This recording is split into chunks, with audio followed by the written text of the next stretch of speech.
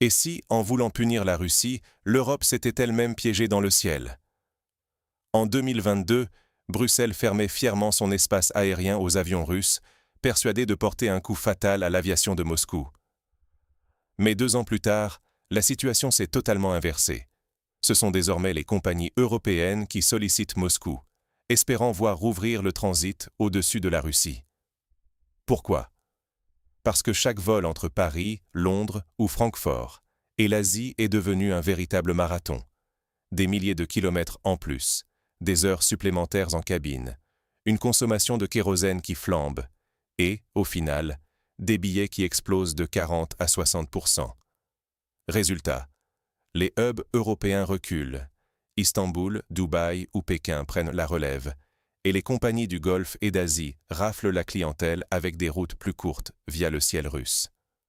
Les champions européens, naguère fiers de leur position de pont entre l'Atlantique et l'Asie, vacillent. Lufthansa, British Airways, Air France multiplient les pertes et sacrifient des emplois, tandis que Finnair, autrefois passerelle stratégique, frôle la faillite. L'Europe voulait isoler la Russie, mais c'est son propre avantage logistique qui s'effondre, ses milliards qui s'envolent, et son influence qui décline. Les autorités russes, elles, tiennent bon. Pas de compromis, pas de transit sans levée totale des sanctions et restitution des avions saisis. Alors, comment en est-on arrivé là? Pourquoi Moscou tient-elle désormais toutes les cartes dans le grand jeu de l'aviation mondiale? En 2022, l'Europe ferme le ciel à la Russie, sans imaginer l'effet boomerang qui allait suivre. Après l'invasion de l'Ukraine, Bruxelles décide de frapper fort. Exclusion de l'espace aérien européen pour les avions russes, saisie massive des appareils appartenant à des compagnies du pays. Mais la riposte de Moscou ne se fait pas attendre.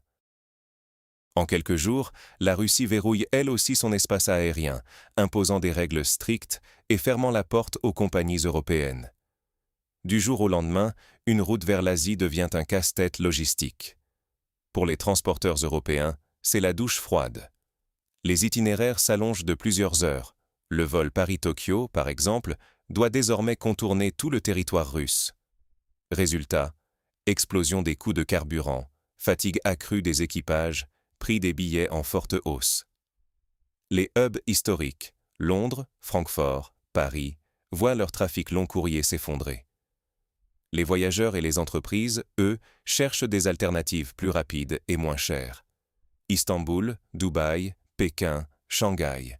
Ces nouveaux points de passage deviennent les nouveaux centres de gravité de l'aviation entre l'Europe et l'Asie. Et l'impact est massif. British Airways réduit ses vols et licencie des pilotes. Air France KLM admet publiquement que sans l'accès au ciel russe, la compétitivité européenne s'effrite. Même Finnair, autrefois championne des liaisons rapides vers l'Extrême-Orient via Helsinki, perd son avantage. Ces avions doivent désormais voler jusqu'à 4 heures de plus pour rejoindre le Japon. Pour beaucoup de compagnies, le modèle économique ne tient plus. Chaque kilomètre supplémentaire, chaque minute perdue, c'est de l'argent en moins et une part de marché asiatique cédée à la concurrence. Pendant ce temps, Turkish Airlines, Emirates, Qatar Airways ou encore les compagnies chinoises continuent de traverser le ciel russe sans encombre, captant des millions de passagers qui votent avec leur portefeuille. L'Europe, privée de son accès direct à l'Asie, voit s'effriter non seulement ses revenus, mais aussi son influence géopolitique. Le ciel russe, autrefois simple zone de transit, devient une arme stratégique. Mais ce bouleversement logistique n'est que la surface du problème. En réalité, c'est une guerre silencieuse qui s'engage pour le contrôle du ciel et l'accès aux marchés asiatiques. Chaque heure de vol supplémentaire est une défaite pour l'Europe. Prenons l'exemple de Finnair, autrefois championne incontestée des liaisons rapides entre l'Europe et l'Asie via Helsinki. Aujourd'hui, ces avions doivent contourner la Russie, allongeant de 4 heures le trajet vers Tokyo. Résultat, son modèle économique s'effondre et le hub d'Helsinki, jadis florissant, perd brutalement de sa valeur stratégique. Mais Finnair n'est que la partie émergée de l'iceberg. Pendant ce temps, les compagnies asiatiques et du Golfe, elles, continuent d'emprunter les couloirs aériens russes sans entrave. Pékin, qui a choisi la neutralité et n'a pas imposé de sanctions à Moscou, profite pleinement de cet avantage. Les vols chinois ou qataris proposent désormais les itinéraires les plus courts, plus rapides, moins chers, et captent une clientèle européenne qui n'hésite plus à transiter par Istanbul, Dubaï ou Pékin. Les voyageurs, tout comme les entreprises, votent avec leur portefeuille. Ils délaissent les hubs traditionnels comme Francfort, Paris ou Amsterdam au profit de ces nouveaux centres de gravité qui grignotent chaque jour la suprématie européenne. Et ce n'est pas seulement une question de billets d'avion ou de tourisme. Ce déplacement des flux affecte la logistique, le commerce, les investissements. Les milliards d'euros qui échappent à l'Europe ne reviendront pas de sitôt. Le continent perd de l'influence, ses compagnies aériennes s'inquiètent pour leur survie, et certains aéroports autrefois incontournables voient leur avenir menacé. Bruxelles commence à s'inquiéter, mais la marge de manœuvre est réduite. Toute tentative de fermer l'espace aérien européen aux compagnies asiatiques pourrait entraîner des représailles et aggraver encore la situation. La Russie, elle, a inversé les rapports de force. Son espace aérien est devenu un outil de pression, un atout de négociation.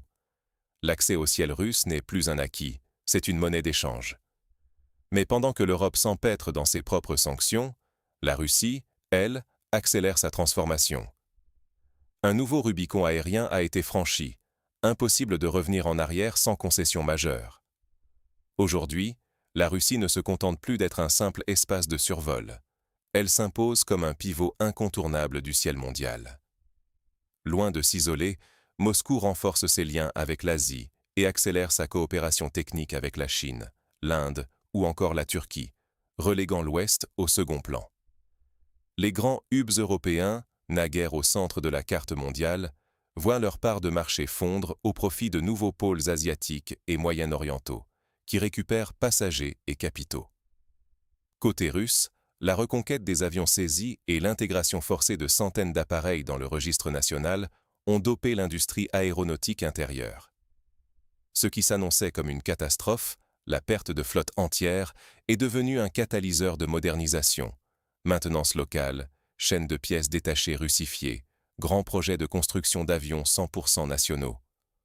Pendant que les loueurs occidentaux multiplient les procès sans espoir de revoir leurs actifs, la Russie valorise désormais ses avions pour consolider son réseau intérieur et tisser de nouveaux corridors commerciaux avec ses partenaires non alignés.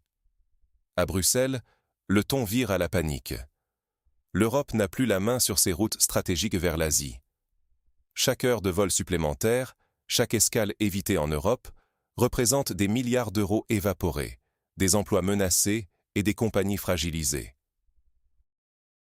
Le tourisme international, déjà malmené par les crises, souffre d'une perte d'attractivité inédite.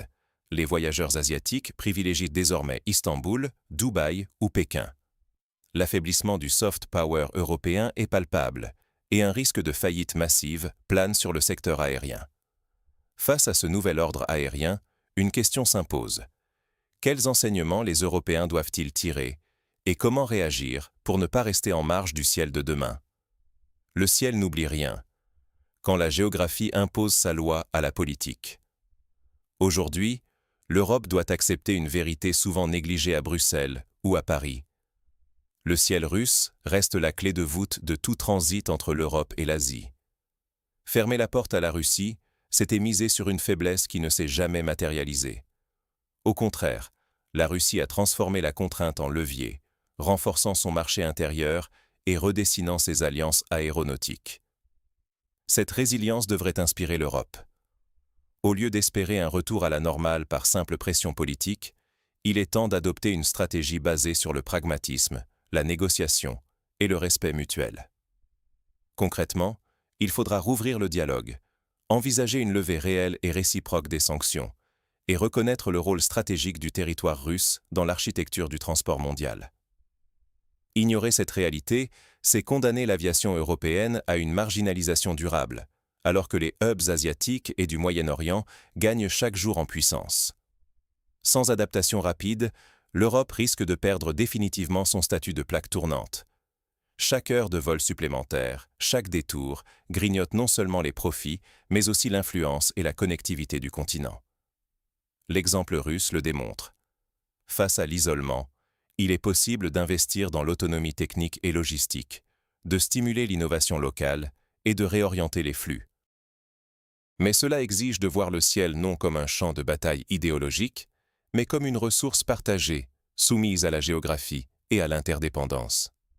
Car l'équilibre mondial ne repose pas uniquement sur les décisions politiques, mais bien sur la capacité à composer avec la réalité et à bâtir des ponts plutôt que des murs. Pour conclure, un dernier constat s'impose sur la nouvelle donne aérienne. Le ciel est devenu une monnaie d'échange, et l'Europe doit choisir, rester en marge ou redéfinir ses priorités. La fermeture de l'espace aérien russe n'a pas seulement changé des trajectoires de vol, elle a bouleversé tout un équilibre mondial. Aujourd'hui, plus un avion européen ne traverse la Sibérie sans détour, tandis qu'à Moscou, on observe la montée en puissance des liaisons intérieures et une consolidation des routes vers l'Asie. Les compagnies russes, loin d'être paralysées, s'adaptent, modernisent leur flotte et signent de nouveaux accords avec des acteurs comme l'Inde ou les pays des BRICS. Les tentatives juridiques de l'Occident pour récupérer les avions bloqués sur le sol russe restent lettre morte. La réalité du terrain l'emporte sur le droit. Résultat, ce sont des milliards d'euros et des parts de marché qui échappent à l'Europe. Ignorer cette nouvelle donne, c'est accepter une marginalisation durable dans le transport mondial. L'Europe ne peut plus se contenter d'espérer un retour à l'ancien modèle. La souveraineté aérienne n'est plus une option, c'est une urgence. La Russie a su transformer un levier de pression en avantage stratégique, redéfinissant la notion même de puissance aérienne au XXIe siècle. Pendant que l'Occident débat, la géographie et la géopolitique s'imposent. L'heure n'est plus à la nostalgie, mais à l'action. Pour rester connectée au monde, l'Europe doit repenser sa dépendance, investir dans de nouvelles routes et revoir ses alliances. Le temps des certitudes est révolu, et dans ce nouvel échiquier aérien, seuls ceux qui s'adaptent resteront maîtres du ciel.